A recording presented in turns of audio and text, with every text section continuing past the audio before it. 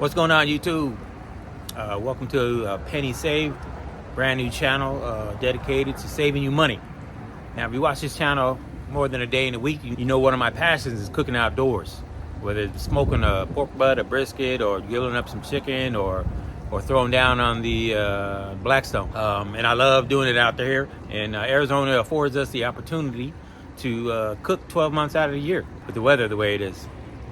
But one of the things I do not like is the space that I have to cook out here. You see, this table has seen better days.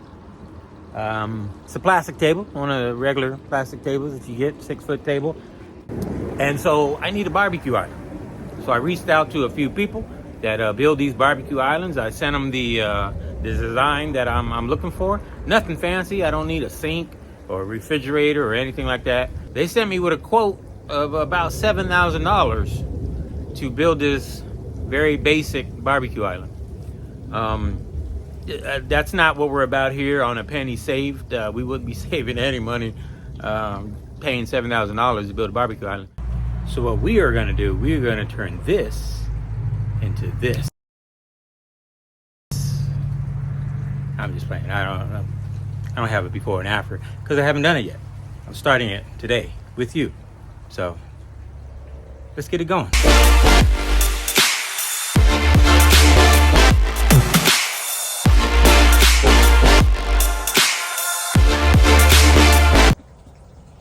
All right, so these are some of the tools that I purchased from Harbor Freight. Obviously, I didn't get this DeWalt drill from Harbor Freight. Got that off of OfferUp about 8 years ago. Still going strong. Thank you, Mr. OfferUp person. But you got these vice clamps here. The vice clamps were about $5 at Harbor Freight. You're gonna need those to keep the frames tight while you drill. And these snips, I'm working with the 20 gauge studs. So I'm hoping these aviation snips are gonna be able to cut through that just fine. And then, of course, you need a tape measure. Measure out the 36 inches and all the others. And then you need a square, whatever this is called. You're gonna need this to make the framing square. You don't wanna have a framing that ain't square. Once you put that cement board on it, the cement board is square. So if you don't have a square frame, you're gonna be in some trouble. And you need a marker to mark the points of where you're going to cut, and a level, because you also want it level. You want it level and you want it square. And then those are the screws, the self-tapping screws. Most of the people on the internet said the self-tapping screws are a lie. They are not self-tapping. So we're going to try self-tapping it, and if not, then we'll go get the hammer drill and maybe put a bit on it, trying to make a hole, and then put the self-tapping in. All right, so let's get started. All right, here's what the steel studs and framings look like. The ones with the holes right there, those are the studs, and the ones without the holes right here are the tracks. So what we're gonna do is we're gonna take these studs and we're going to cut 36 inches because that is gonna be our countertop height. So we need all the studs to be 36 inches, or most of the studs to be 36 inches, so that we can have a proper countertop height. I'm gonna take 2 or 3 of these 10-foot studs and cut them into 36 inches. I'm gonna show you how exactly that goes and how easy it is to work with. All right, so I have my studs laid out right here. I'm gonna go ahead and measure 36 inches. So I should get three studs out of this one, 1 inch, but 12 inches left over. We'll use those 12 inches somehow, some way. Try not to waste any of these steel frames. You guys know how to measure, probably better than I do. So I'm just gonna measure out 9 feet.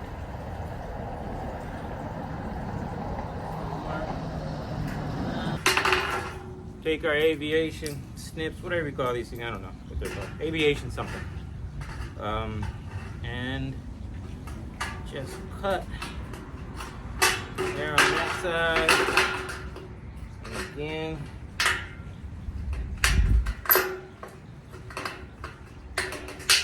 that side.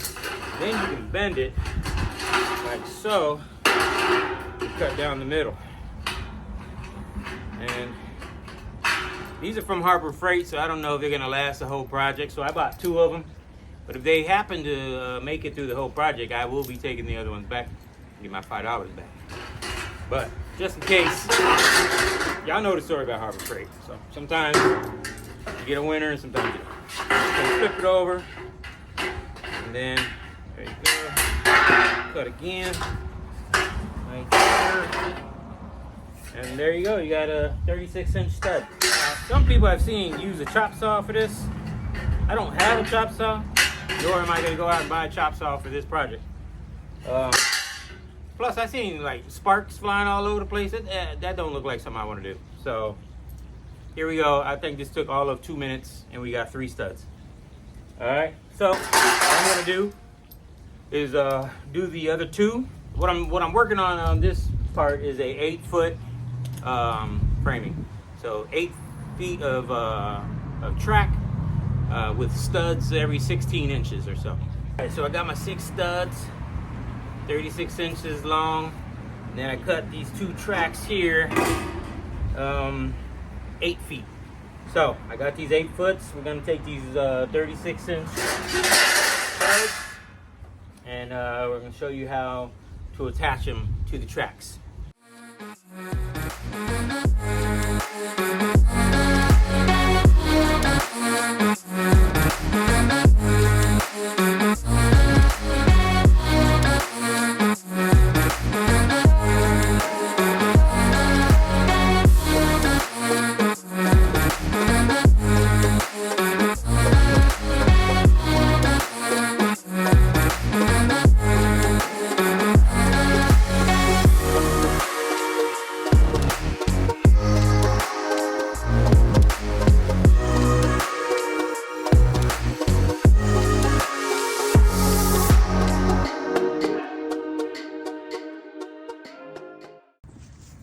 Okay, so we're finished with the 8x3 frame. So now I just need to put studs in there every 16 inches or so. All right, so I'll come back when I get all these studs in there.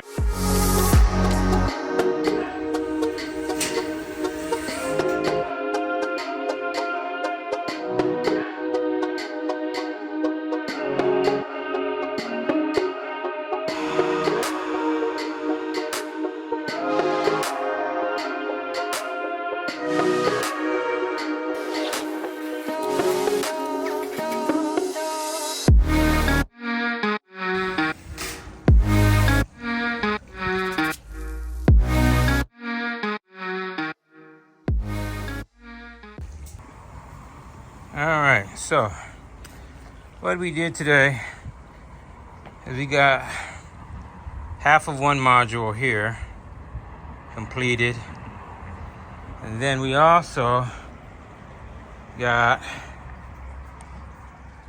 a full module here.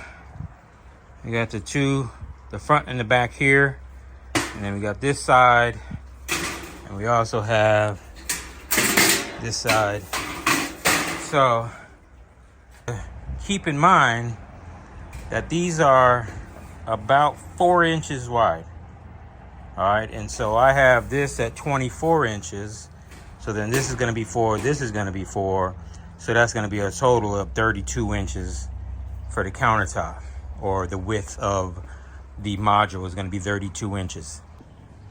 All right, so this is basically what the module will look like. Okay, obviously these right here will be attached together on all 4 corners. This is going to be the back, so all you're going to have is hardy backer, cement board back here, whichever cement board I go with, and then this right here will be the opening of where the 2 Kamados go, your drawers, your doors, whatever else you want to put on here. This is why you don't see very many studs in the front here. I haven't figured out how I'm going to do that yet.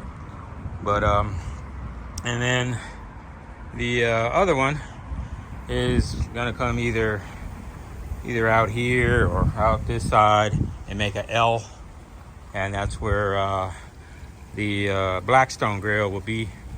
All right, so one thing I will say about the self-tapping screws, they are self-tapping, but it requires some patience. Okay, they don't just go right in. You might want to try drilling a pilot hole first and then putting them in, but that to me just twice as much work. I'd rather just spend a little bit more time on one screw than have two drills. Have some patience about yourself. This is not a weekend job unless you got like 8 other people. Maybe you got some day laborers from Home Depot or something like that helping you out. I don't know. I'm doing this all by myself, so this is gonna take me a while. I did a pretty good amount so far, and I got a ways to go. So if you want to see the rest of the build, then subscribe if this is something that you're into. $1,000 BBQ Island build, saving $6,000 if we can do it. Can we do it? I think so. All right, till next time.